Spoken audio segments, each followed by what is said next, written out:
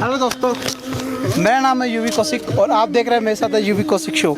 आज मैं लद्दाख में जो प्रोटेस्ट हो रहा है वहाँ पे आया हुआ था लद्दाख। तो यहाँ पे कुछ लोग हैं जिनसे मैंने बातचीत की है और बात करके तो मुझे बहुत अच्छा लगा। इन लोगों से मैंने बातचीत की, क्या बातचीत हुई है वो मैं आप लोगों को शेयर करूँगा वीडियोज़ के अंदर। जी देंगे तो यही गवर्नमेंट देंगे, हमें उम्मीद। अच्छा, ये उम्मीद है आपको? तो यहाँ पे भी ये इस बात का क्या मतलब था सर? इसका मतलब ये है कि अभी इलेक्शन हो रहा है ना। ओके। तो ये डॉक्टर साहब कह रहे हैं देगा तो यही गवर्नमेंट देगा। ओके। ये गवर्नमेंट तो अभी दे नहीं सकता, कोड ऑफ कंडक्ट लगा हुआ है। ओके। तो देने के लिए पहले पावर में आना चाहिए ना। तो कौन आता है क्या लगता पता है मोदी जी की गवर्नमेंट नहीं आएगी? हमारा सोचना है मोदी जी के गवर्नमेंट नहीं आना चाहिए, क्योंकि कांग्रेस के मैनिफेस्टो में है कि लद्दाख को 6 शेड्यूल देंगे। अभी बीजेपी के नए मैनिफेस्टो में नहीं है। कहाँ है होने से नहीं पता सर, हम तो पूछ रहे हैं आपसे। मैं आपसे बोल रहा हूँ ना, 2 दफा यहाँ कांग्रेस के मैनिफेस्टो में था, वो तो मुकर गए रखने से बीजेपी के मैनिफेस्टो में। तो फर्क क्या पड़ता है? अभी फिर रखेंगे तो फिर बेवकूफ़ बना रहा है। मगर कांग्रेस वालों ने हमें यहाँ हिल काउंसिल बनाया, यहाँ हमें इसका एसटी का स्टेटस दिया, तो उन्होंने अपने मैनिफेस्टो में रखा है, तो वो डिलीवर भी करेगा अगर वो पावर में आता है तो। ओके। तो अभी आपसे यहाँ पे कांग्रेस की तरफ से कौन चुनाव लड़ रहे हैं? अभी डिक्लेयर नहीं किया, दोनों पार्टी ने डिक्लेयर नहीं किया। हाँ। नहीं, मुझे ये सुनने में मिला है कि बीजेपी में जो कैंडिडेट पहले थे वही कैंडिडेट रहेंगे। उनका नाम क्या पता क्या करने वाले, क्योंकि जब तक डिक्लेयर नहीं होगा ना वो हमें नहीं पता। इलेक्शन नेक्स्ट मंथ है यहाँ पे? जी 20th में। 20th में? जी। अभी आप लास्ट इलेक्शन शायद 20th लास्ट है ना? जी नहीं, उसके बाद 6th है। अच्छा 6th है। हमारा 5th फेज में। अभी आप एक बात कह रहा था ना, बिल्कुल, कि 6 शेड्यूल जो है नॉर्थ ईस्ट में पॉकेट्स में है किसी स्टेट में। ये तो रियलिटी है ना, ये तो सबको पता है। गलत, वो आप गलत बोल रहे हैं। अच्छा। आप मेघालय देखिए, मेघालय पूरे स्टेट में है। पूरा स्टेट जो है ना, इसके बारे में मुझे जानकारी 6 शेड्यूल है और 10 स्क्वायर किलोमीटर का छोटा सा जगह है जो कि सबके लिए खुला छोड़ा हुआ है। बाकी पूरा स्टेट 6 शेड्यूल के अंदर रहता है। नहीं, मेघालय के बारे में इतना मुझे नहीं पता, मैं और बट मैंने जितना पढ़ा है कि ये एक पर्टिकुलर डिस्ट्रिक्ट के लिए या पर्टिकुलर एरिया डिसाइड कर लेते हैं, तो उस एरिया में इस चीज़ को अप्लाई कर दिया जाता है। 6 शेड्यूल में जो लेजिस्लेटिव जो पावर होता है ना, जो डिस्ट्रिक्ट काउंसिल को, वो तो अपने डिस्ट्रिक्ट के लिए कानून बना सकते हैं ना। अगर स्टेट अगर हम बनता है तो पूरे लद्दाख के लिए हम कानून बना सकते हैं, लेजिस्लेशन कर सकते हैं। तो ये बहुत ज़्यादा फर्क है। आप दो बातों को मिक्स कर नहीं मिक्स करना चाहिए ना, क्योंकि 6 शेड्यूल में भी ऑटोनोमस डिस्ट्रिक्ट काउंसिल को लेजिस्लेटिव पावर है। बिल्कुल है। That is very limited to one district. अगर लद्दाख स्टेट बनता है तो असेंबली में तो पूरे स्टेट के लिए कानून बना सकते हैं ना हम। वो फ़र्क है, बहुत ज़्यादा फ़र्क है। चलो सर, अच्छा लगा आपसे बात करके और बहुत डीप नॉलेज है। मैं इसके बारे में रिसर्च करूंगा क्योंकि मुझे इतना पता नहीं है। आपने अगर जो भी बोला, अगर वो डीप रिसर्च के ऊपर ही बता पाऊंगा। यही तो करते रहे हम पिछले 5 साल, तो यही रट्टा लगाते रहे और क्या कर रहा था हम। सर आप तो यही रट्टा लगा रहे हो, बट मैं तो रट्टा नहीं लगा रहा था ना, तो मैं उस पर कुछ कमेंट नहीं कर सकता। जिसका मुझे पता नहीं है मैं उसके बारे में नहीं बोल सकता ना। पश्मीना मार्च हम करके 2 चीज़ पूरे नेशन को बताना चाहते थे कि हमारे चाइना के साथ जो बॉर्डर लगता है, वहाँ 2020 में जब गालवान का वाक़ा हुआ था, तब बहुत सारा ज़मीन चाइना हड़प लिया उन्होंने।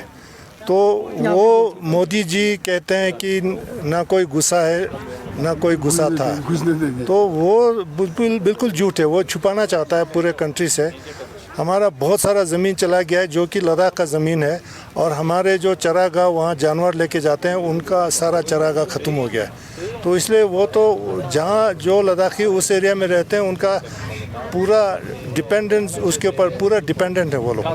वो वहाँ पर इतना हाई एल्टीट्यूड है, वहाँ कोई एग्रीकल्चर ज़्यादा नहीं होता है, ज़्यादातर लोग जानवर पाल के अपना गुजारा करते हैं। तो उनका सारा जो चरागाह है वो काफ़ी हिस्सा चाइना ले गया।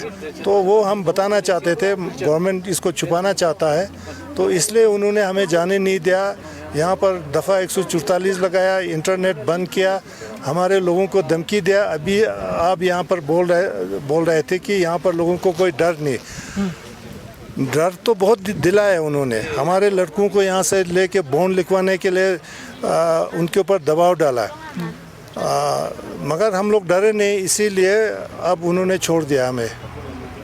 नहीं तो आपको क्या लगता है कि गवर्नमेंट डर गई या आप डर गए? हम डरे नहीं, इसीलिए वो थक गए। अब डराना छोड़ दिया उन्होंने। अब डराना छोड़ दिया। हाँ। अभी फिर कभी प्लान बन सकता है आपका ये मार्च करने का? हाँ, कब तक वो रोक के रखेंगे? हम मार्च करेंगे और बताएंगे दुनिया को कि कितना ज़मीन चला गया है। हम अपने धरती पे, अपने इलाके में हमें नहीं जाने वाला कौन सा कानून कहता है? आज नहीं तो कल हम जाएंगे और ये चीज़ हम लोगों को बताएंगे कि भाई लद्दाख कितना अहमियत रखता है इस देश के लिए। नहीं, लद्दाख तो अहमियत रखता है, इस पर तो कोई सवाल ही नहीं है सर। तो अभी बहुत सारे लोग अगर ऐसा सवाल ही होता तो हम यहाँ पे आते ही नहीं ना। नहीं, लोग अगर नहीं समझेंगे हम समझाएंगे। लोगों को अभी समझाने की ज़रूरत है। लोगों को गलतफहमी में डला हुआ है। ये इससे तो नहीं चलेगा। हमारे अभी साहब ने कहा ना खाने देंगे, ना खाऊंगा, ना खाने दूंगा। ये फिल्म शहंशाह का डायलॉग बोलेगा सर। आप जो ना फिल्म शहंशाह का डायलॉग अगस्त की बात है, 5 अगस्त की बात, जरा सुन लीजिए। एक सेकंड सर, आपको माइक देना पड़ेगा सर, ये आवाज़ नहीं आएगा ना। 5 अगस्त के बाद जो ना अब बोलिए आप। एग्जैक्टली मुझे वो डेट याद नहीं है। अब किसी भी वक्त 5, 6, 7 तारीख का था कोई डेट। अमित शाह साहब ने कहा जी छोड़ दीजिए, हम अक्सर चीन को भी लेके आप लोगों को दिखाएगा। उसके तीसरे दिन जो ना गलवान नाले में यही सारा कुछ हुआ है। आप जरा रिकॉर्ड देख लीजिए। सही 100% ये सही है। बिल्कुल समझ गया फिर ना। अमित शाह साहब ने क्या बोला, हमने यूटी दिया आप लोगों को।